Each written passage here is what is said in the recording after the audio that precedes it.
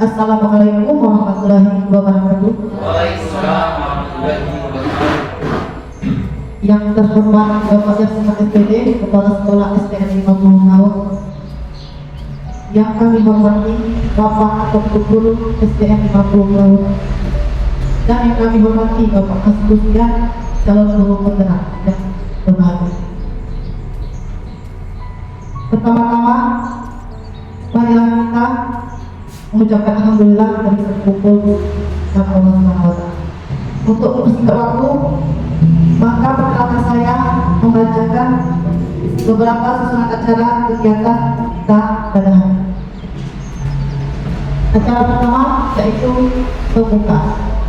Marilah kita membuka acara ini dengan melepaskan basmalah. Acara yang kedua yaitu dengan sambutan dari Bapak Kepala Sekolah. Kami persilakan.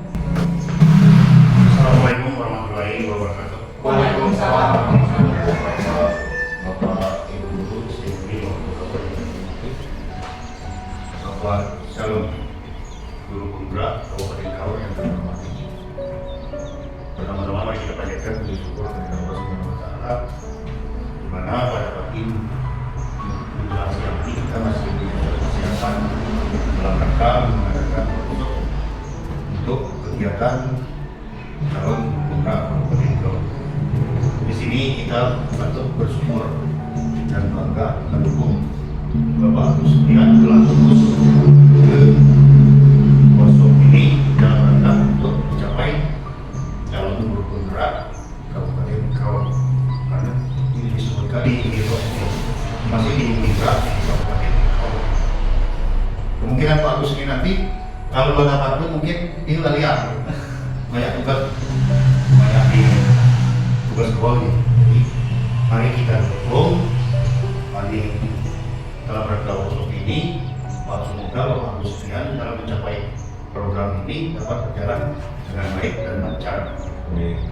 Jadi kita ini dengan yang mudah-mudahan saya himbau untuk terus bagaimana cara langkah-langkah kita mengikuti cara Bapak Asbusian hingga mendapatkan kata berikan dari guru penggerak. Dengan guru penggerak itu nanti kita belum sertifikatnya itu nanti sudah bisa untuk diusulkan untuk bersertifikasi. Jadi tidak perlu lagi Pak Asbusian ini tidak perlu lagi bimbingan lagi kalau sudah ada sertifikasi. Jadi mungkin hanya itu penyampaian dari kami, lebih kurang dari mohon maaf. Wassalamualaikum warahmatullahi wabarakatuh. Waalaikumsalam. Terima kasih. Acara workshop Asbusian CGB Angkatan 10. Kami persilakan.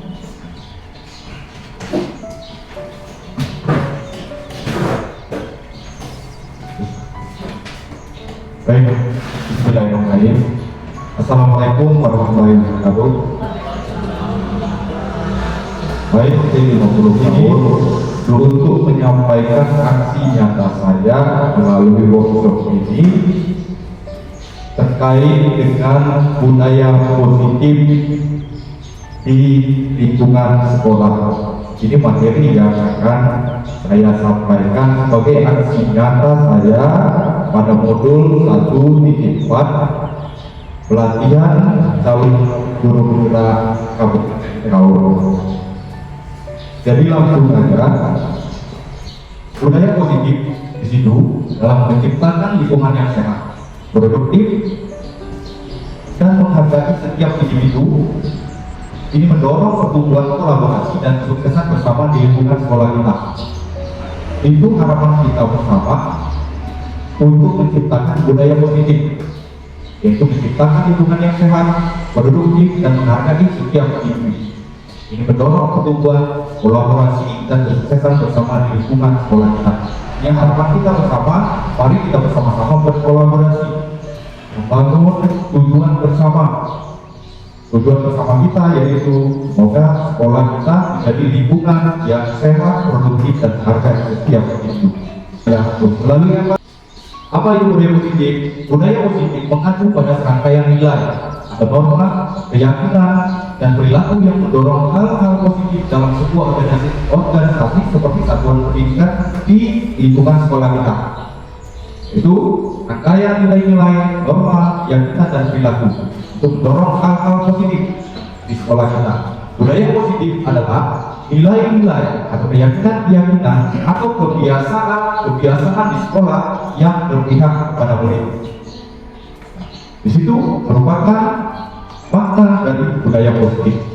Hal itu dilakukan agar murid dapat berkembang menjadi pribadi yang kritis, penuh hormat, dan bertanggung jawab. Jadi, oleh karena itu, agar hal ini bisa terwujud, maka dilaksanakan kegiatan pembelajaran sekolah dan proses pembiasaan yang baik. Proses pembiasaan itu disebut dengan budaya. Agar terbentuk murid berkarakter baik dan buruk, maka sekolah harus membangun budaya positif di lingkungan sekolah. Lanjut. Nah, melalui apa? Pertama kita sama-sama belajar terkait dengan disiplin dan nilai-nilai kebajikan universal. Disiplin dan nilai-nilai kebajikan universal adalah disiplin positif dan nilai-nilai kebajikan universal merupakan hal yang sangat penting untuk diterapkan dalam kehidupan sekolah. Nanti kita sama pahami seperti apa disiplin, seperti apa nilai-nilai kebajikan universal. Dengan menerapkan disiplin positif dan menanamkan nilai-nilai kebajikan universal, kita dapat membantu anak tumbuh menjadi individu yang bertanggung jawab, bermoral, dan berkontribusi positif bagi masyarakat. Pendekatan ini mempromosikan pengembangan diri yang sehat dan menciptakan lingkungan lebih baik bagi semua orang. Kebajikan universal merupakan nilai-nilai yang umum yang dunia akui, yang kita sama-sama akui bahwa itu nilai yang baik. Itu merupakan nilai-nilai kebajikan universal. Kita langsung selanjutnya. Nah, kita mulai dari disiplin positif. Disiplin positif berfokus pada membangun motivasi intrinsik siswa untuk berperilaku baik berdasarkan nilai-nilai kebajikan yang mereka yakini. Bukan hanya kepatuhan pada aturan dengan motivasi intrinsik seperti menghindari hukuman atau mendapat hadiah. Bagaimana maksudnya di sini? Disiplin positif berfokus pada membangun motivasi intrinsik siswa. Maksudnya di situ adalah intrinsik yang ada di dalam diri siswa itu sendiri, dari dalam siswa itu. Jadi kita bangun motivasi intrinsik dan dalam diri siswa itu untuk berperilaku baik berdasarkan nilai-nilai kebajikan yang mereka yakini. Yang diyakini seperti apa misalnya? Bahwa berpakaian rapi itu sangat membuat nyaman. Disitulah artinya dia membangun kesadaran dalam dirinya sendiri. Nah, itu maksud motivasi intrinsik. Bahwa dia sadar sendiri bahwa saya harus berpakaian rapi dengan nilai-nilai kebajikan yang mereka yakini. Dia sudah yakin bahwa dengan berpakaian rapi saya akan nyaman pergi ke sekolah. Itu intrinsik, motivasi intrinsik benar-benar dari dalam diri dia, bukan hanya pada aturan dengan motivasi intrinsik. Bagaimana maksudnya? Kepatuhan pada aturan dengan motivasi intrinsik artinya dari luar, seperti menghindari hukuman atau mendapat hadiah. Misalnya seperti apa? Saya berpakaian rapi cuma karena ada aturan di sekolah, atau mungkin kalau di lingkungan di luar saya pakai helm itu cuma untuk menghindari hukuman. Seperti apa? Karena ada polisi di jalan. Nah, itu masih motivasi intrinsik maksudnya. Tapi bukan karena intrinsik, bukan karena dari dalam. Kalau dari dalam, ya saya mau pakai helm bukan karena aturan, karena saya betul, karena keselamatan dan sadar dari dalam diri kita sendiri seperti itu. Itu ya disiplin positif. Itu juga di sekolah. Artinya murid bukan karena dia ingin sekolah, bukan karena ingin dapat hukuman nanti atau seperti apa. Dia benar-benar ingin sekolah, ingin belajar, termotivasi dalam dirinya untuk bisa sukses seperti itu. Nah, kemudian yang selanjutnya, disiplin positif adalah pendekatan mendisiplinkan anak yang berfokus pada membimbing, mendorong dan mengajari anak daripada menghukum atau menggunakan kekerasan. Nah, disiplin positif juga merupakan pendekatan disiplin anak yang berfokus. Jadi fokus kita membimbing, mendorong dan mengajari anak untuk tidak berfokus kepada hukuman atau melakukan hal-hal yang kurang tepat seperti itu. Kemudian yang selanjutnya, pendekatan ini mendekatkan pada komunikasi yang baik, penguatan positif dan pemberian prestasi yang logis serta sesuai dengan usia. Nah, di sini maksudnya seperti apa? Pendekatan ini menekankan pada komunikasi yang baik. Artinya kita berkomunikasi yang baik, lakukan hal-hal positif itu seperti apa? Misalnya, ketika anak melakukan pelanggaran, kita melakukan komunikasi yang baik, penguatan positif, motivasi di dalam diri dia. Misalnya, tidak menyapu di ruangan kelas. Artinya kita melakukan komunikasi yang baik, penguatan positif, dan pemberian konsekuensi yang logis serta sesuai dengan usia anak. Tapi ya, ketika tidak menyapu kelas, kita berikan konsekuensi yang logis. Artinya hukuman yang baik seperti apa? Apakah mereka disuruh menyapu lagi atau seperti apa yang logis sesuai dengan usia anak seperti itu. Kemudian selanjutnya, disiplin positif bertujuan untuk membantu anak mengembangkan pengendalian diri, rasa tanggung jawab dan keterampilan kebutuhan masyarakat. Nah, itu inti dari disiplin positif. Maksud dari disiplin positif. Tujuannya adalah untuk membantu mengembangkan pengendalian diri dan rasa tanggung jawab dan keterampilan kebutuhan masyarakat. Nah, seperti apa perwujudan disiplin positif? Nah, wujudnya yang pertama yaitu motivasi internal. Ini adalah disiplin diri, berarti memiliki motivasi internal untuk berperilaku sesuai dengan nilai-nilai kebaikan yang besar, bukan karena paksaan atau hukuman. Jadi perwujudan dari disiplin positif muncul motivasi internal. Ini dari dalam diri dia sendiri, bukan karena paksaan atau hukuman yang tertulis yang kita buat di sekolah misalnya atau seperti apa. Ya, kita bangun, kita munculkan perwujudan disiplin diri itu melalui disiplin positif. Kemudian perwujudan yang selanjutnya yaitu tanggung jawab, di mana dengan disiplin diri murid-murid dapat bertanggung jawab atas tindakan dan menjadi pribadi yang merdeka. Seperti apa maksudnya? Bertanggung jawab dengan tindakan mereka dan menjadi pribadi yang merdeka. Seperti apa maksudnya? Di mana siswa ketika dia melakukan suatu pelanggaran atau hal-hal yang kurang tepat, dia harus bertanggung jawab. Misalnya dia meminjam buku temannya, artinya dia harus bertanggung jawab dengan kesadaran dirinya sendiri untuk mengembalikan bukunya ke teman tadi yang kita pinjam bukunya, seperti itu. Itu maksudnya dari tanggung jawab.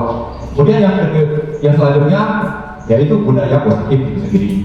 Kebiasaan-kebiasaan baik akan tumbuh menjadi karakter baik bagi warga sekolah. Seperti yang kemudian membentuk budaya positif seperti disiplin positif. Nah, di mana budaya-budaya positif di sekolah kita sudah muncul seperti salaman, siswa hormat kepada kita, dan itu kita lebih perluas lagi budaya-budaya itu. Bagaimana misalnya membuang sampah, artinya dia bertanggung jawab dengan sampahnya itu diletakkan ke tempat sampahnya, seperti itu. Itu merupakan budaya-budaya positif yang dapat kita wujudkan bersama di sekolah kita, seperti itu. Nah, kita lanjut di nilai-nilai kebajikan yang besar. Nilai-nilai kebajikan yang besar adalah prinsip-prinsip moral yang dianggap baik dan benar di seluruh budaya dan agama di dunia. Artinya luas, artinya yang baik, yang benar-benar baik di seluruh budaya dan agama di seluruh dunia. Contoh misal, budaya baik misalnya membuang sampah ke tempat sampah. Artinya seluruh dunia mengakui hal itu adalah baik. Nah, itu maksud dari kebijakan universal. Seperti itu. Kemudian yang selanjutnya, beberapa contoh nilai-nilai kebajikan universal antara lain seperti kejujuran, keadilan, keberanian, cinta kasih, kebijaksanaan, rendah hati, integritas, dan rasa hormat. Nah, seperti kejujuran, misalnya siswa kita dia yakin dengan nilai-nilai kebaikan besar ini dengan jujur, dia tepat waktu, misalnya untuk hadir ke kelas, untuk datang ke sekolah, dan kemudian pulang ke sekolah. Dia dengan jujur muncul dari dalam dirinya sendiri disiplin positif, sehingga nilai apa yang diambilnya, yaitu nilai kebajikan terkait dengan kejujuran, itu juga keadilan, keberanian, kasih, kebijaksanaan, rendah hati, integritas, rasa hormat. Rasa hormat seperti apa? Nilai-nilai kebijakan atau disiplin positif yang bisa kita munculkan. Makanya ketika belajar, siswa harus menghormati teman yang lain dengan tidak ribut misalnya, atau tidak mengganggu temannya untuk belajar, sehingga dia dengan sadar di dalam diri dia untuk memunculkan nilai-nilai atau yakin dengan nilai-nilai kebaikan universal terkait dengan rasa hormat ini, seperti itu. Kemudian yang selanjutnya, nilai-nilai kebaikan universal ini diyakini dapat membantu menciptakan masyarakat yang lebih harmonis, damai dan bermartabat. Itu bisa kita lihat nanti ketika anak-anak siswa kita sudah saling menghormati, dia yakin dengan kejujuran di dalam hati dia bahwa itu adalah perbuatan baik, maka lingkungan sekolah kita akan terasa harmonis, akan muncul harmonis, kemudian damai dan bermartabat.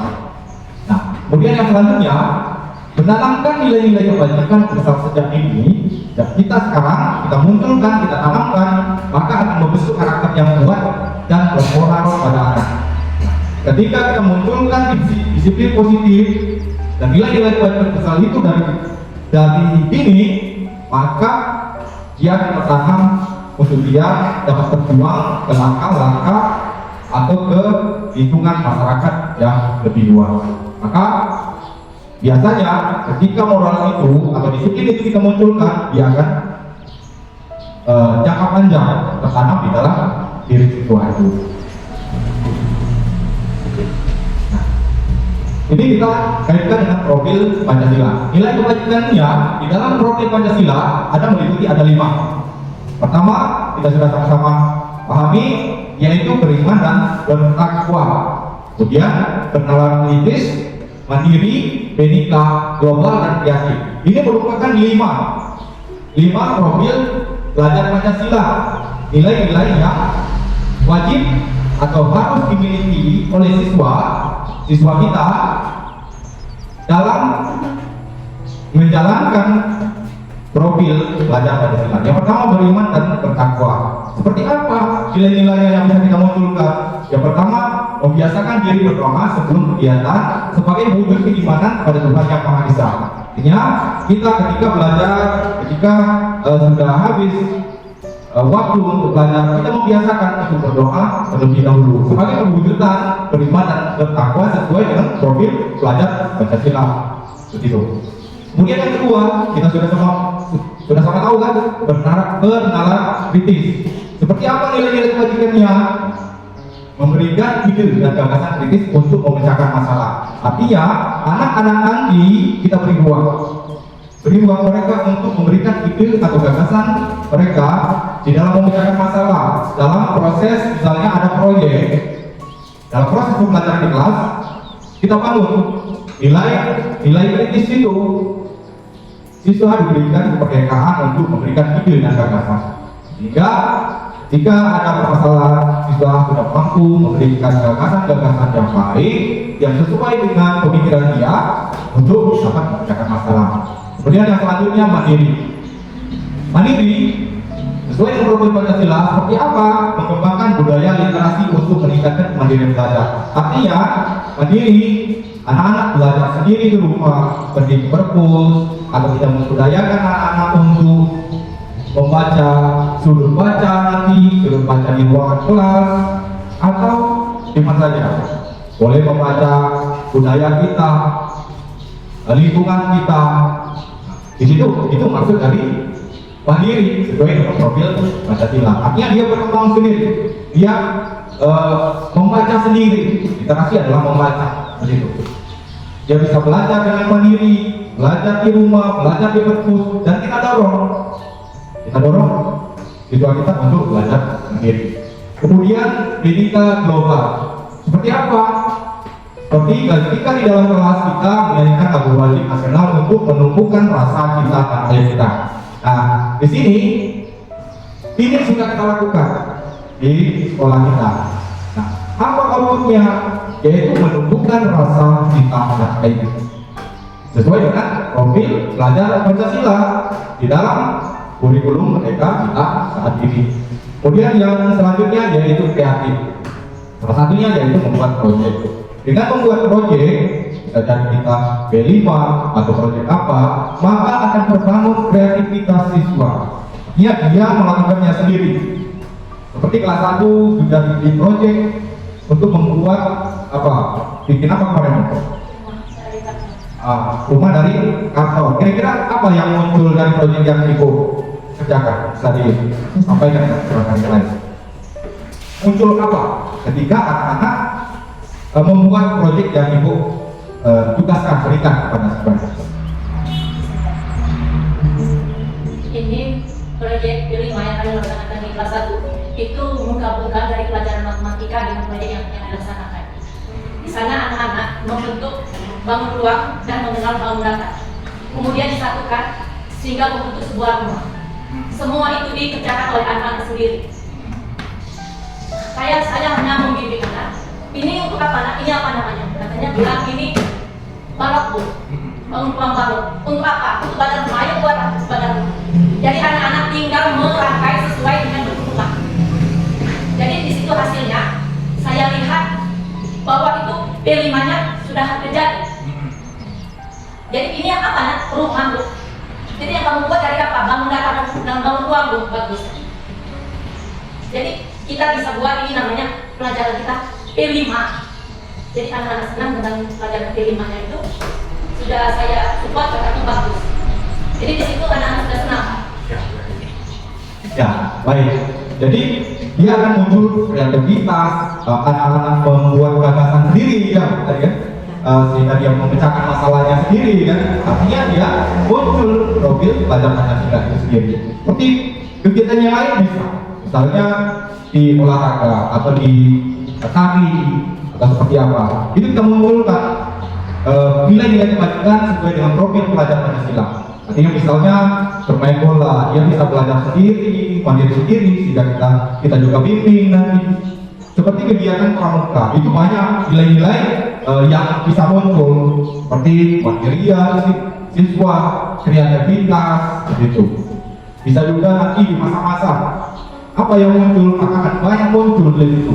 Kreativitas, bermain kritis, mandiri, maka dengan kita melakukan proyek-proyek atau kegiatan di sekolah kita berperan nilai-nilai kebajikan sebagai profil pada pelajar Pancasila itu akan muncul. Kita lanjut. Di sini ada namanya ilusi dalam disiplin tradisional. Kita mulai dari ilusi di dalam disiplin tradisional. Seperti apa maksudnya? Ilusi merupakan fenomena optik yang menipu persepsi visual manusia sehingga apa yang dilihat berbeda dengan kenyataan yang sebenarnya. Kira-kira ada ibu atau bapak yang bisa memberikan penjelasan dari ini? Ilusi dalam disiplin tradisional.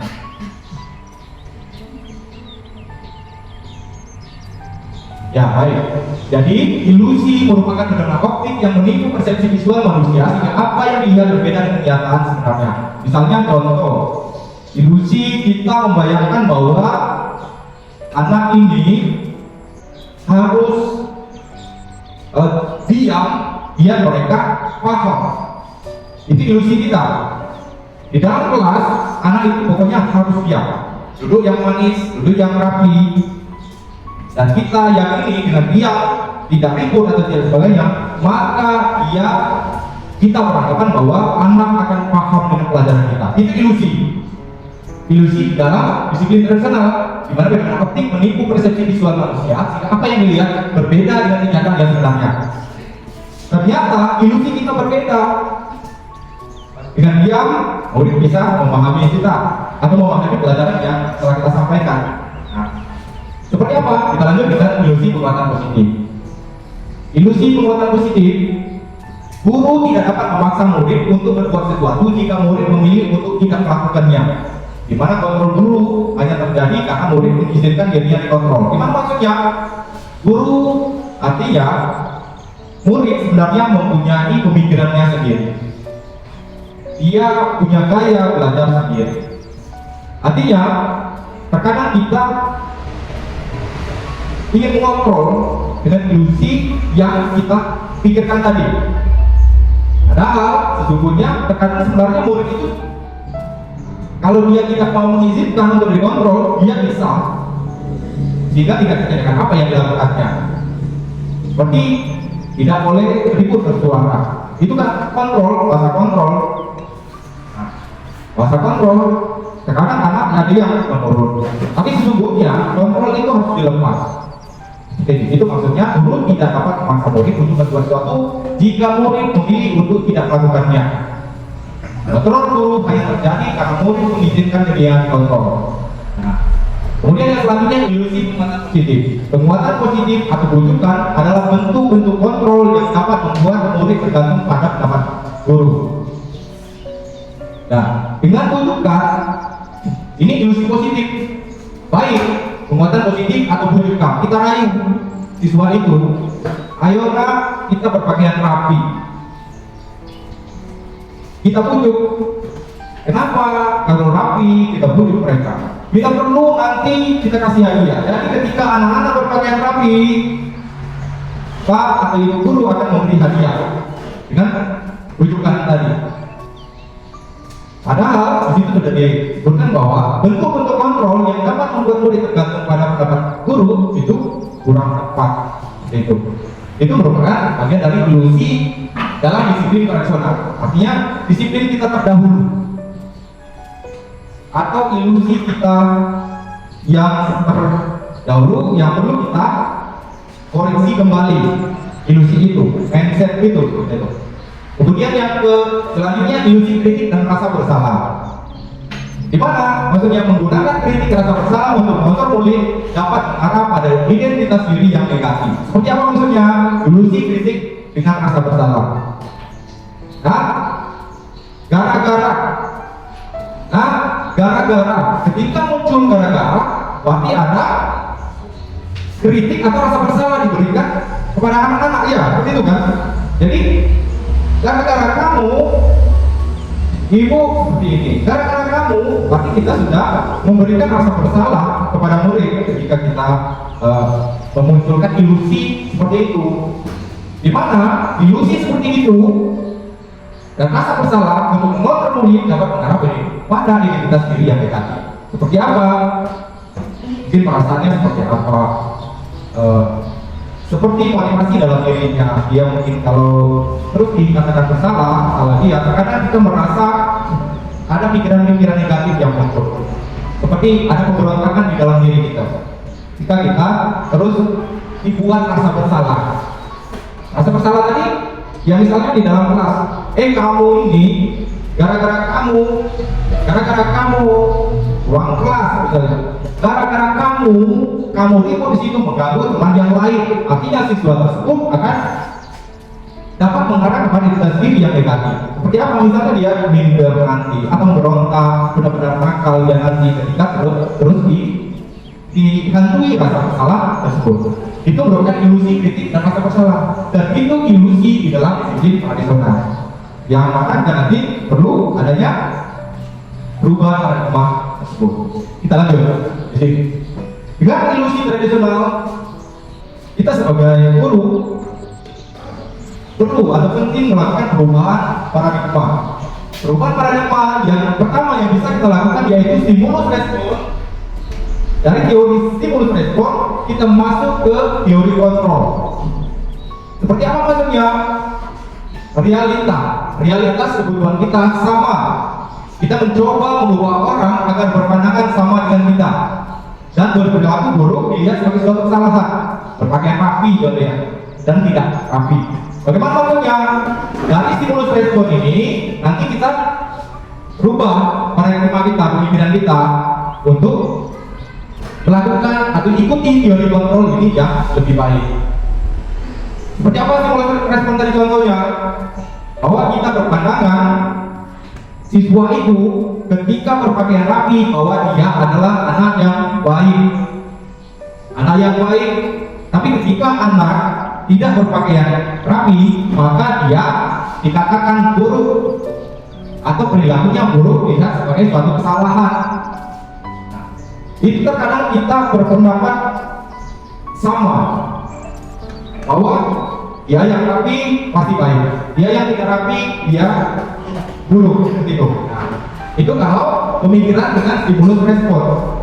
Tapi ketika kita merubah paradigma kita dengan teori kontrol, dia jauh berbeda, bahwa realitas kebutuhan kita itu berbeda.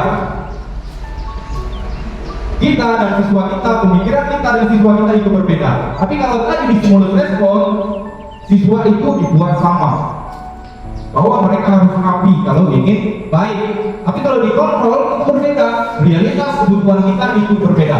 Di mana kita berusaha memahami pandangan orang lain tentang dunia atau tentang orang lain, dan semua perilaku memiliki tujuan. Di sini dari kontrol ini yang membedakan. Semua perilaku memiliki tujuan. Bagaimana maksudnya? Ketika kita memahami pandangan orang lain, perilaku orang lain bahwa itu berbeda-beda. Kenapa dia berbeda? Karena dia mempunyai perilaku yang dalam dirinya karena ini, karena itu dia melakukan itu. Contoh misalnya, kenapa dia tidak memakai sepatu misalnya itu? Karena dia memiliki tujuan. Dia tidak memakai sepatu. Misalnya, dia tidak memakai sepatu ke sekolah mungkin karena kakinya luka atau apa. Ya, atau kecelakaan gitu ya kan? Nah, jadi kita harus berpandangan bahwa kita di situ memahami pandangan orang lain tentang dunia.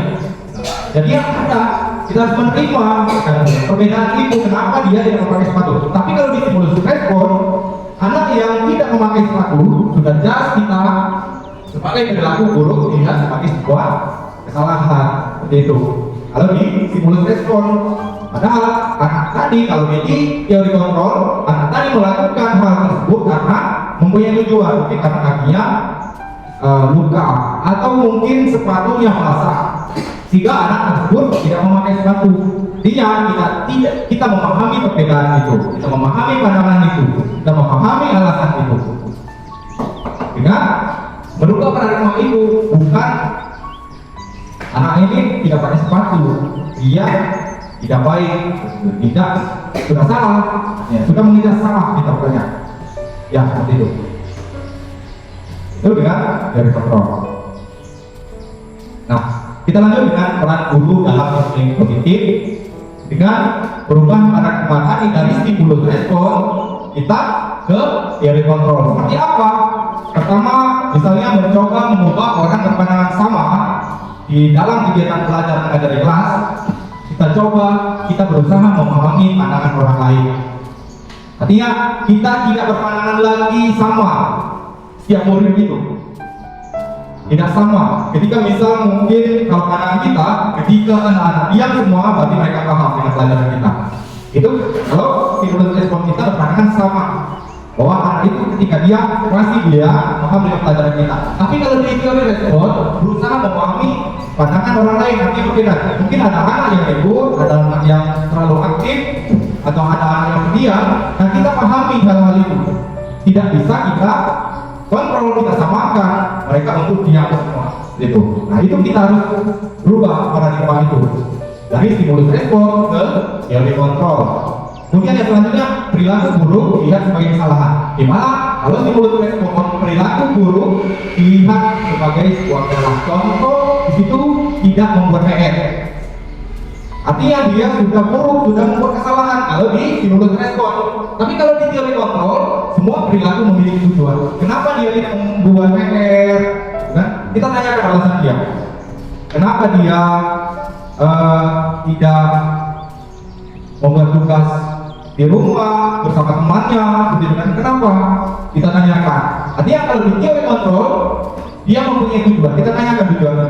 Tidak langsung mengecas perilaku buruk dilihat sebagai sebuah kesalahan. Itu paradigma yang harus kita ubah.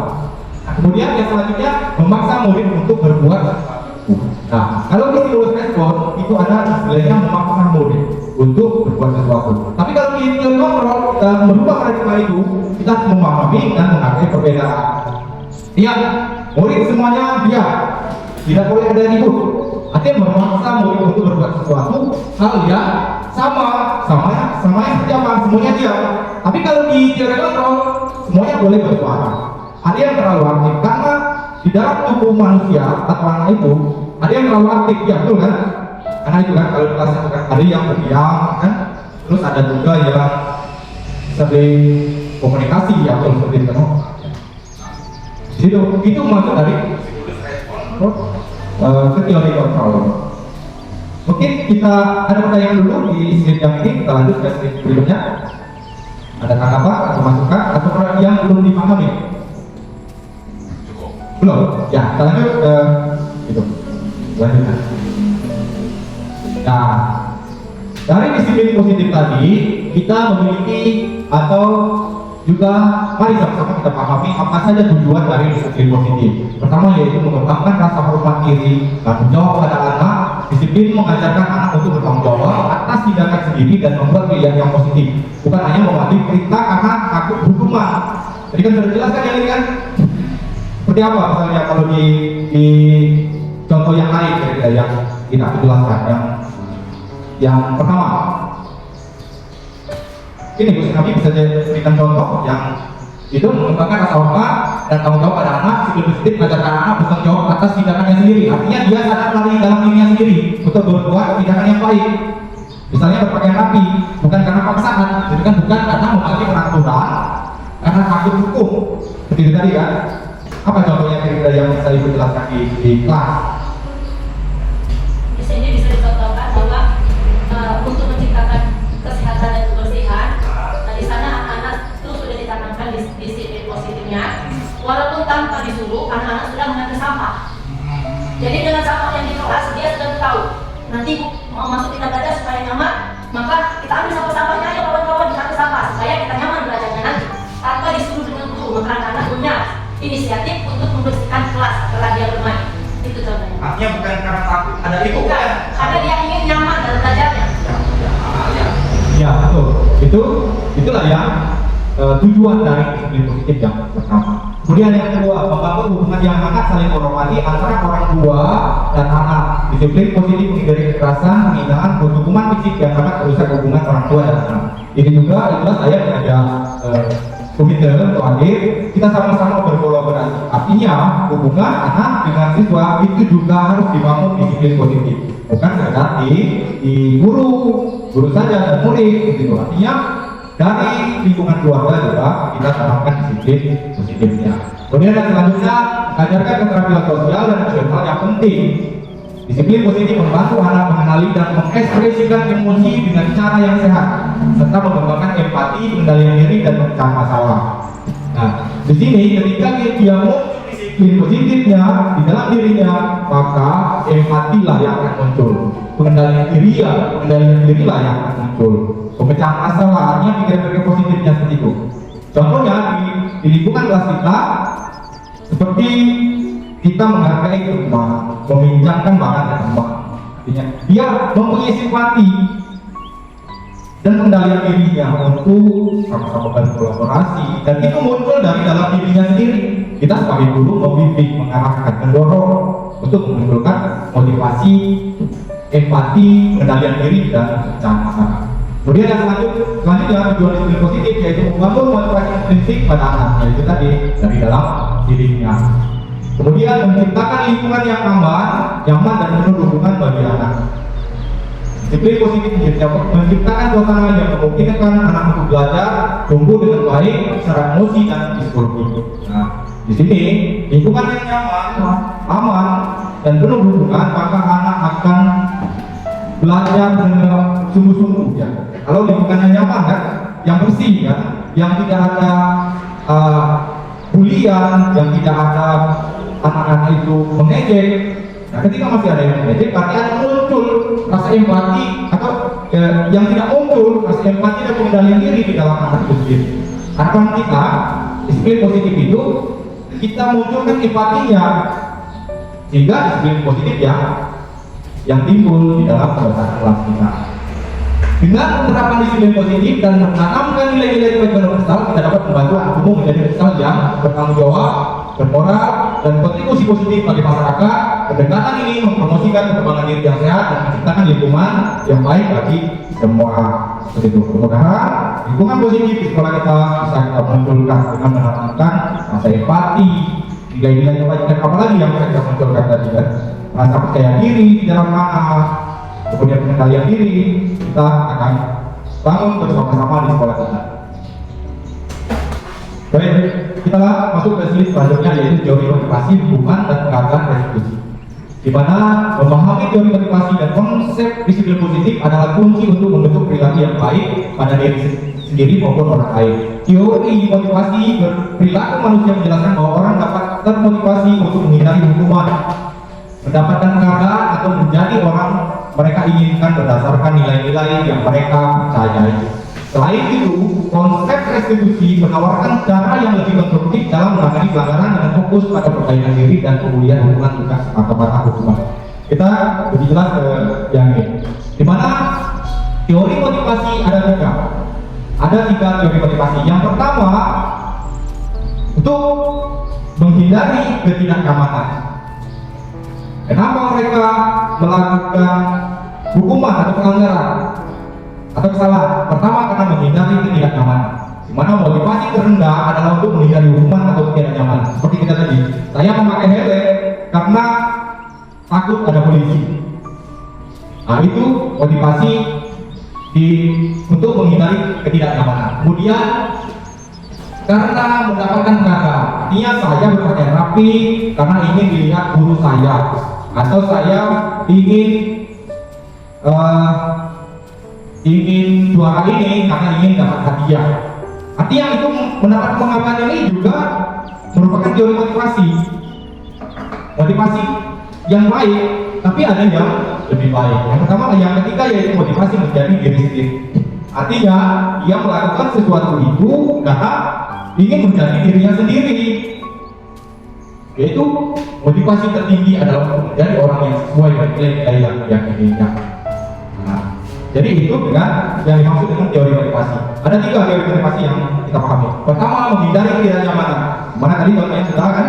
Karena takut ada hukuman, takut karena ada pelanggaran atau sebagainya. Itu kita termotivasi karena itu. Kemudian yang kedua, karena ingin dapat penghargaan, ingin bisa. Tapi motivasi yang baik menjadi diri sendiri. Selanjut, hukuman dan penghargaan. Hukuman dan penghargaan merupakan strategi yang digunakan untuk mempengaruhi perilaku manusia. Nah, terkadang kita konsekuensi negatif yang diberikan ketika seorang melakukan perilaku yang tidak diinginkan dengan tujuan mengurangi atau menghentikan perilaku tersebut. Hukuman itu biasanya konsekuensinya negatif. Contoh misalnya kita hukum anak itu karena memakai sepatu warna putih, kita hukum seharian tidak memakai sepatu. Artinya hukuman itu konsekuensinya negatif. Kalau hukuman penghargaan biasanya konsekuensinya positif karena dapat hadiah, itu kan positif. Tapi kalau hukuman itu biasanya konsekuensinya negatif, tidak baik kan?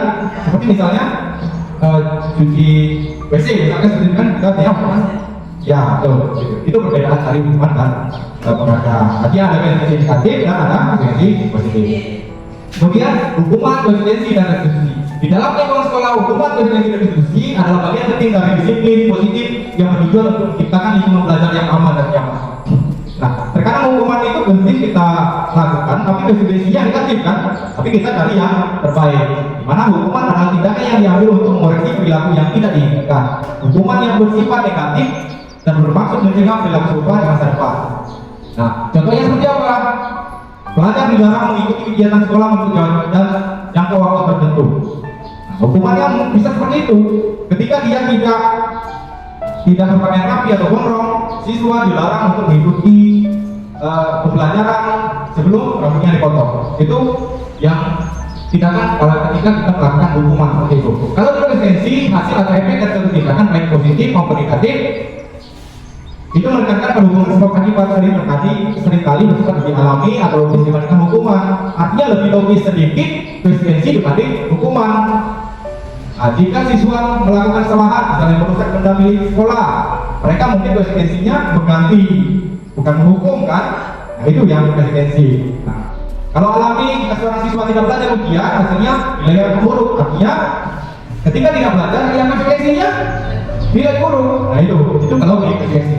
Kalau di restitusi membentuk murid menjadi lebih memiliki tujuan disiplin positif dan memilih dirinya setelah berbuat salah.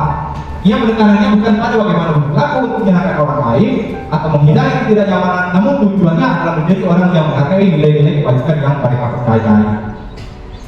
Artinya, restitusi adalah membantu murid menjadi lebih memiliki tujuan disiplin positif dan memilih dirinya setelah berbuat salah. Artinya kita lakukan restitusi, perbaikan. Artinya dia tidak merasa bersalah ketika dia melakukan kesalahan, dan itu yang dimaksud dengan restitusi. Nah, apa dari manfaat restitusi? Pertama, bukan untuk menembus kesalahan. Artinya restitusi itu sendiri berbeda dengan hukuman dan restitusi tadi, yaitu bukan untuk menembus kesalahan, tapi melainkan untuk belajar dari kesalahannya. Dia kan begitu kan? Itu dari manfaat restitusi. Kemudian mencari kebutuhan dasar. Artinya ketika dia melakukan pelanggaran, kebutuhan apa yang diinginkannya, kita cari kebutuhan itu. Itu yang kedua. Kemudian yang selanjutnya tawaran, bukan paksaan. Jadi manfaat dari restitusi bukan karena paksaan. Restitusi yang dipaksa bukan restitusi yang sebenarnya. Kemudian restitusi diri adalah cara terbaik di mana murid belajar untuk mengubah kebiasaan dan mengomentari diri sendiri. Lanjut, disiplin positif melalui restitusi. Ada 3 itu kesadaran. Kesadaran di mana murid menyadari kesalahan yang telah dilakukan dan dampaknya terhadap dirinya sendiri dan orang lain. Kemudian yang kedua, tanggung jawab. Murid bertanggung jawab atas perilakunya yang dipilih, bersedia untuk memperbaiki. Kemudian melakukan tindakan untuk memperbaiki kesalahan dan memulihkan hubungan dengan orang lain. Nah, artinya ketika dia berbuat salah, dia tidak ada lagi merasa canggung. Misalnya ketika sudah memulih, karena dia sudah minta maaf, dia juga tidak disalahkan oleh guru, dia masih bisa berteman lagi, ya, gitu, betul. Jadi memulihkan hubungan dengan orang lain. Implementasi restitusi di lingkungan sekolah. Pertama, disiplin positif di sekolah. Pertama, komunikasi. Guru dan murid membangun komunikasi. Kemudian kerjasama guru dan murid kerjasama menciptakan aturan dan konsekuensi yang adil. Kemudian pembelajaran murid dan kesalahan perbaiki itu menjadi lebih baik. Kemudian restitusi adalah memutuskan masalah guru dan murid bersama-sama mencari solusi untuk menyelesaikan masalah yang terjadi. Nah, paradigma perubahan yang akan kita lakukan dari hukuman, konsekuensi, dan restitusi. Seperti kalau hukuman itu merupakan identitas gagal, membuat tidak nyaman, motivasi internal. Identitas gagal seperti apa? Dia merasa gagal dalam diri dia ketika misalnya sudah disuruh cuci piring atau apa ketika dia melakukan kesalahan, membuat pasti tidak nyaman kan ketika dihukum kan? Ya, karena sudah melakukan kesalahan. Kemudian motivasinya internal. Seperti apa? Motivasi internal dari luar. Artinya bukan karena dia sendiri. Motivasinya pasti dari luar. Ketika dia melakukan kesalahan, kalau hukuman itu karena takut dengan Pak Guru atau takut dengan artinya motivasinya dari luar, bukan dari dalam diri sendiri. Kemudian kalau konsekuensi, disiplinnya berencana, membuat tidak nyaman, jangka pendek, dan motivasi internal. Artinya ketika implementasi konsekuensi yang dibangun, maka disiplinnya pasti terencana karena ada aturan, karena ada apa, seperti itu kan, itu juga akan membuat tidak nyaman. Artinya ketika saya berpakaian rapi karena ikuti aturan, bukan karena memang dia nyaman berpakaian rapi, bukan itu. Dan motivasinya itu juga dari luar, dari aturan itu, aturan yang tertulis, ya kan? Saya melakukan ini karena dari aturan itu, bukan dari dirinya. Kalau restitusi, disiplin positif memulihkan dan memperkuat karakter dan motivasinya dari dalam, ya kan? Seperti itu. Nah, itu kalau restitusi. Itu paradigma yang kita harus bangun. Kita lakukan perubahan. Mari kita sama-sama lihat yang mana yang lebih baik dari ketiga itu. Nah, yang selanjutnya kita masuk ke keyakinan kelas. Keyakinan kelas adalah prinsip atau nilai-nilai yang dianut oleh seluruh warga untuk menciptakan lingkungan belajar yang positif dan kondusif. Nah, di sini kita akan cari tahu apa dari maksud dari keyakinan kelas. Keyakinan kelas adalah guru dan murid meyakini hal-hal yang telah diputuskan bersama-sama. Contoh misalnya, anak-anak kita akan membuat keyakinan kelas bahwa dengan kita yakin bersama-sama dengan tidak makan di kelas, kita yakin itu membuat kita belajar menjadi nyaman. Itu satu. Kemudian yang kedua apalagi misalnya, saya yakin dengan tidak mengganggu teman membuat kita saling menghargai. Mari kita sama-sama meyakini beberapa poin tadi menjadi keyakinan kelas. Saya yakin dengan tidak terlambat masuk ke kelas membuat apa artinya? Misalnya membuat saya tidak ketinggalan pelajaran. Apalagi misalnya keyakinan yang bisa kita bangun bersama-sama. Itu salah satu contoh dari keyakinan kelas. Seperti apa mewujudkannya? Pertama, jarak pendapat. Semua warga kelas berkontribusi membuat keyakinan kelas. Kesepakatan bersama. Itu yang kita bangun. Kemudian, perwujudan yang kedua yaitu pernyataan positif. Artinya pernyataan yang positif yang kita tuangkan menjadi keyakinan kelas. Misalnya kalau dilarang makan di kelas, itu bukan pernyataan positif, ya betul kan? Dilarang makan di dalam ruangan kelas. Nah, tapi kita buat pernyataan yang positif. Kita yakin dengan tidak makan di kelas, maka apa? Misalnya, Kelas menjadi bersih. ya kelas menjadi bersih, seperti itu kan? Atau tempat susunan meja. Nah, kita yakin dengan meja yang rapi, maka siapa misalnya nyaman untuk belajar, gitu kan? Itu pernyataan yang positif. Kemudian terapkan di kelas, keyakinan kelas harus dapat diterapkan di lingkungan sekolah. Nah, di sini kita berikan contoh nilai-nilai kebajikan yang ditargetkan. Misalnya peraturan tadi kan, pernyataan positif kita cari di situ terkait dengan peraturan. Kemudian tanggung jawab sendiri seperti apa tanggung jawab? Misalnya kita yakin dengan mengembalikan barang ke tempatnya akan membuat apa misalnya? Begitu. Itu yang terkait dengan nilai kebajikan tanggung jawab. Kemudian disiplin, apa tadi? Misalnya masuk ke kelas atau pulang sekolah. Pernyataan positif kita bangun juga, kita tuangkan di dalam keyakinan kelas. Empati, dengan kita tidak ikut, misalnya kan, itu terkait dengan nilai empati. Kerjasama, seperti apa kerjasamanya?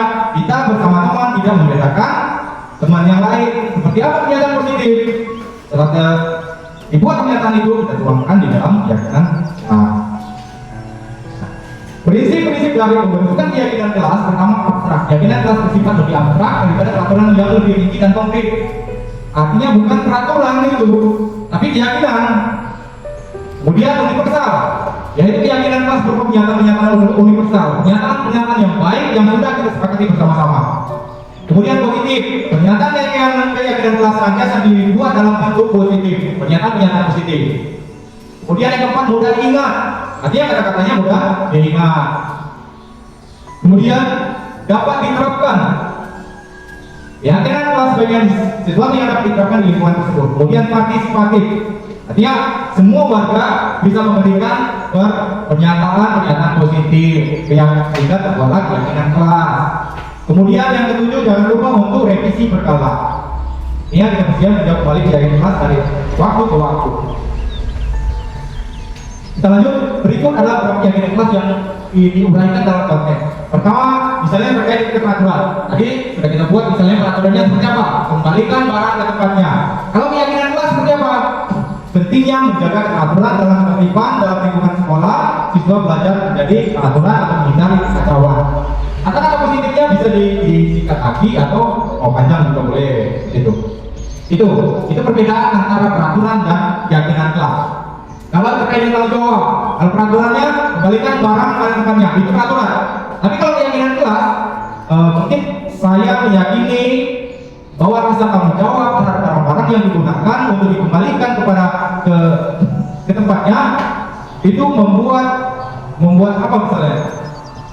Menjadi rapi. Iya, kita menjadi rapi. Nah, kemudian peraturan misalnya terkait dengan disiplin, hadir di sekolah 50 menit sebelum pembelajaran. Kita bentuk.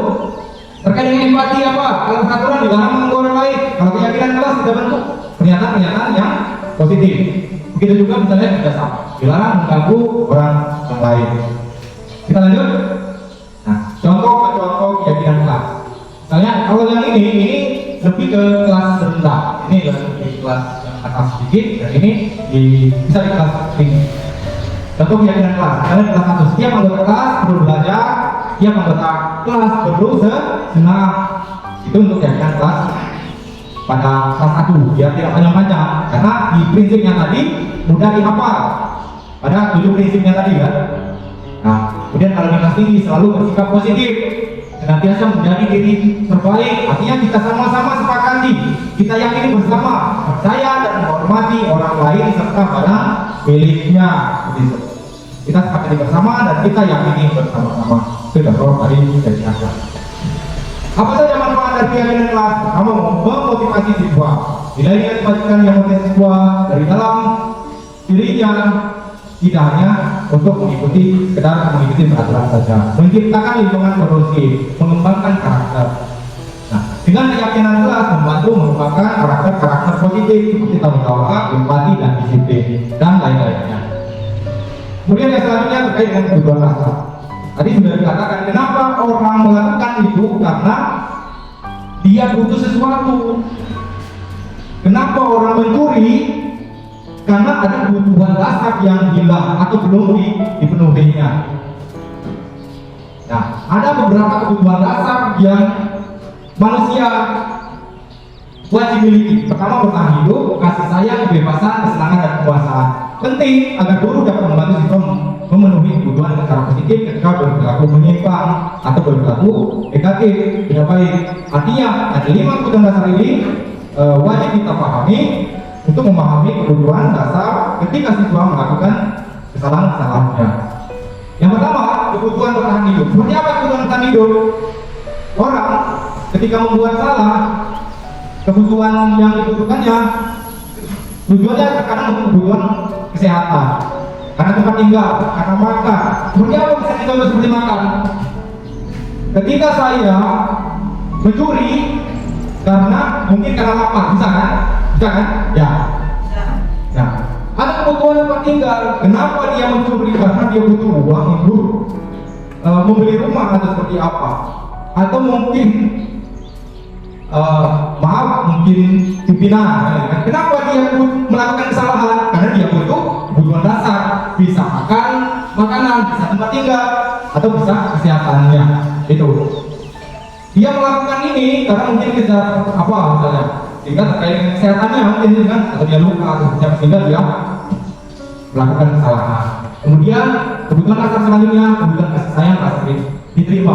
Terkadang orang melakukan kesalahan karena hilangnya kebutuhan kasih sayang yang merasa diterima.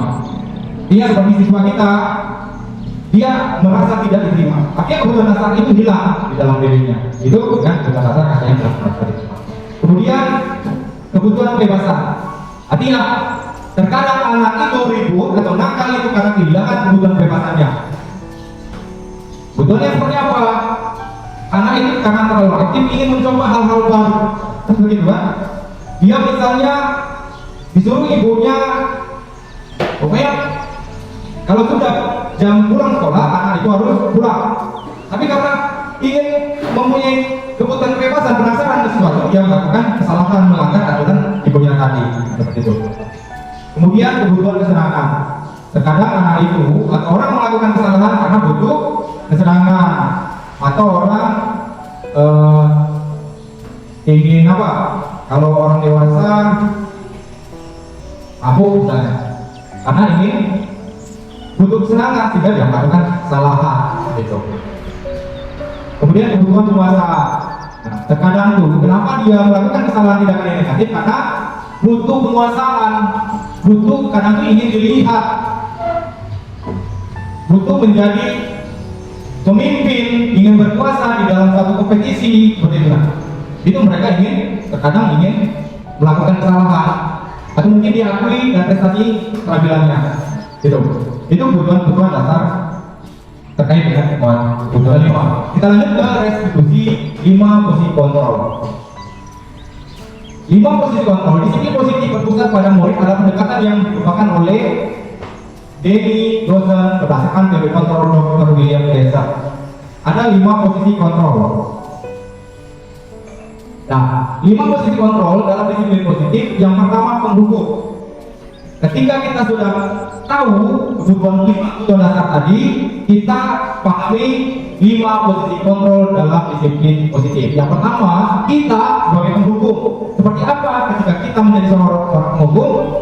Seorang penghukum bisa menggunakan hukuman fisik maupun verbal seperti menghakimi, menunjuk-nunjuk, menyakiti atau menyindir.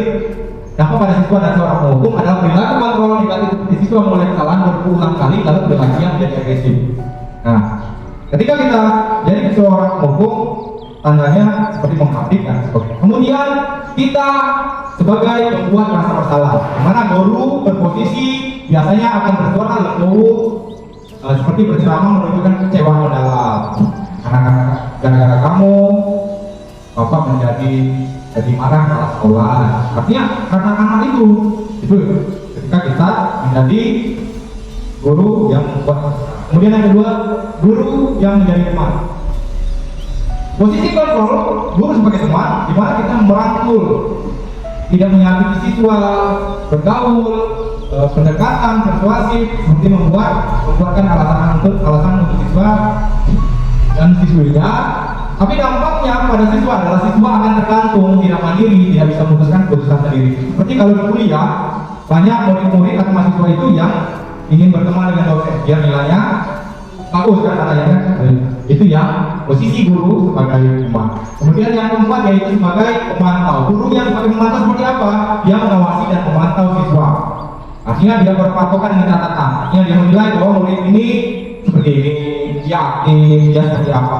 Itu ketika posisi kontrol kita sebagai yang terakhir yaitu sebagai posisi manajer, di mana sebagai posisi manajer apa yang kita lakukan ketika kita menjadi sebagai posisi manajer.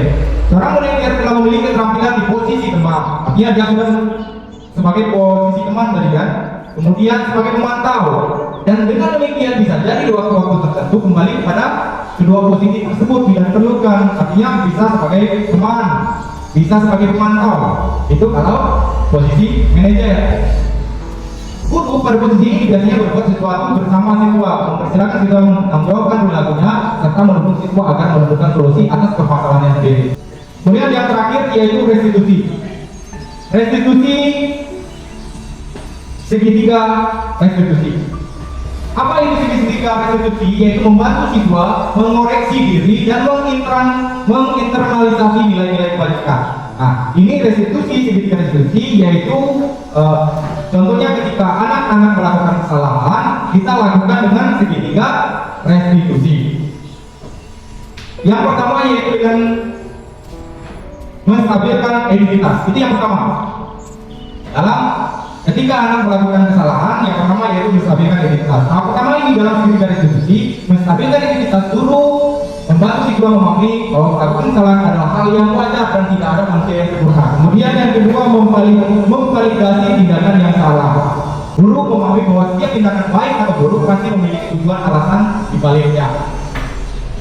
Menemukan cara yang lebih baik dalam memenuhi kebutuhan mereka. Guru tidak boleh menghakimi, tetapi harus menunjukkan empati dan mencoba memahami perspektif siswa. Seperti validasi dulu kesalahannya apa. Sehingga kita lanjut ke tahap yang ketiga, di mana tadi yang pertama yaitu mengidentitas, menstabilkan identitas, kemudian kita memvalidasi tindakan yang salah itu, kemudian yang terakhir menanyakan keyakinan. Apa yang akhirnya adalah menanyakan keyakinan setiap identitas siswa distabilkan, dan tindakan yang salah divalidasi, guru dapat menghubungkan siswa dengan nilai-nilai keyakinan yang dianut oleh kelas atau keluarga. Ini kita lihat apa lagi tindak lanjutnya. Mungkin siswa nanti saya minta maaf dan saya berjanji tidak akan mengulanginya lagi dan akan meyakini keyakinan kelas kita tadi yang sudah kita bangun dan sepakati di kelas tadi.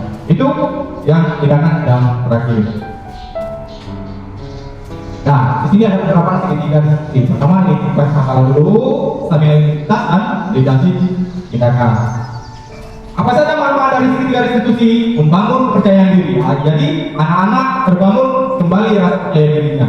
Ketika tidak diberikan rasa bersalah, maka dia akan terbangun percaya dirinya, kemudian memahami perspektif siswa dan mengarahkan ke nilai-nilai positif. Itu dari manfaat tiga institusi. Nah, demikian saya ucapkan terima kasih dengan rekan-rekan sekalian telah mengikuti aksi nyata saya terkait dengan budaya positif.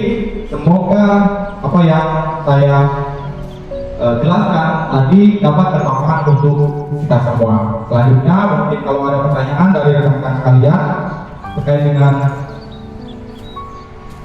aksi nyata saya workshop hari ini budaya positif.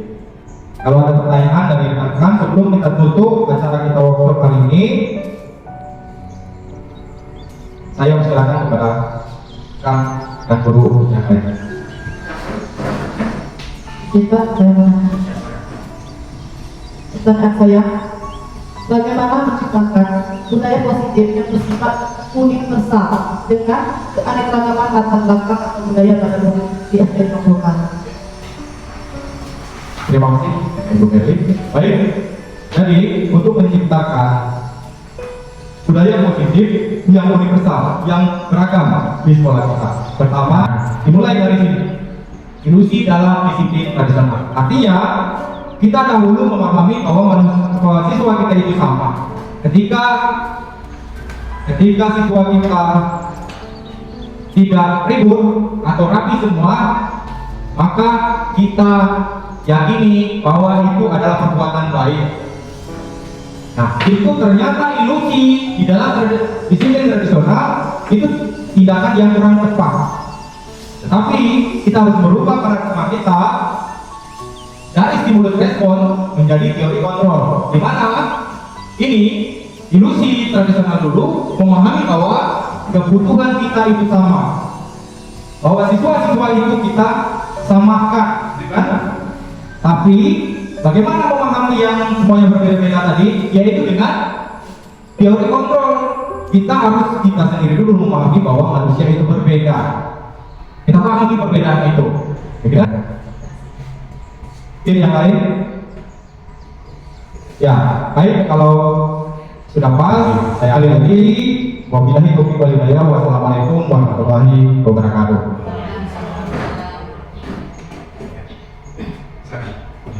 Baiklah, terima kasih kepada Bapak Agustian PDP Angkatan 10 telah memberikan penjelasan tentang budaya positif, sehingga kami, Bapak Ibu SDN Mangkunegaran dapat memahami beberapa budaya positif baik di luar sekolah maupun di lingkungan sekolah.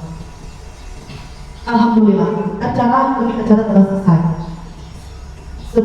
Saya selaku pembawa acara memohon maaf bila ada kekurangan ataupun kesalahan. Acara yang kelima yaitu penutup. Marilah kita menutup acara ini mengucapkan Bapak Assalamualaikum warahmatullahi wabarakatuh.